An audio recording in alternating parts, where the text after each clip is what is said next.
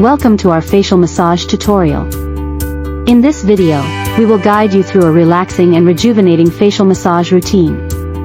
Start by applying a small amount of facial oil or moisturizer to your clean and dry face.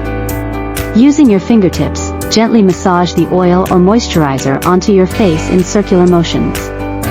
Next, use your thumbs to apply gentle pressure on your temples and move in upward strokes towards your hairline.